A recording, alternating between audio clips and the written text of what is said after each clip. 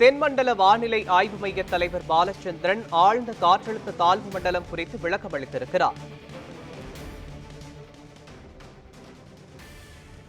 தென்மேற்கு வங்கக்கடல் பகுதியில் நிலை கொண்டிருக்கும் ஆழ்ந்த காற்றழுத்த தாழ்வு மண்டலம் அடுத்த ஒரு சில மணி நேரங்களில் புயலாக வலுப்பெறக்கூடும்.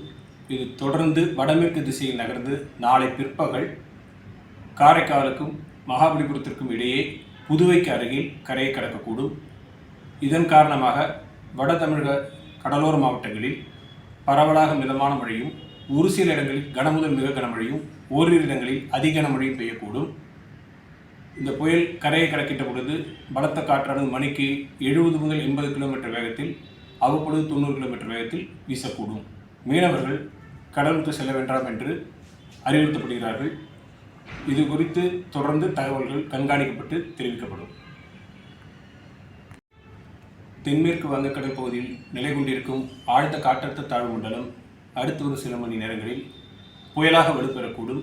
இது தொடர்ந்து வடமேற்கு திசையில் நகர்ந்து நாளை பிற்பகல் காரைக்காலுக்கும் மகாபலிபுரத்திற்கும் இடையே புதுவைக்கு அருகில் கரையை கடக்கக்கூடும்.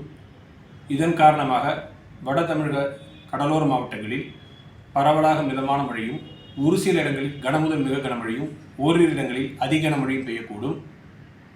இந்த புயல் கரையை கடக்கிட்ட பொழுது பலத்த காற்றானது மணிக்கு 70 முதல் 80 கிலோமீட்டர் வேகத்தில், அவ்வப்பொழுது 90 கிலோமீட்டர் வேகத்தில் வீசக்கூடும். மீனவர்கள் கடலுக்கு செல்ல வேண்டாம் என்று அறிவுறுத்தப்படுகிறார்கள். இது குறித்து தொடர்ந்து தகவல்கள் கண்காணிக்கப்பட்டு தெரிவிக்கப்படும்.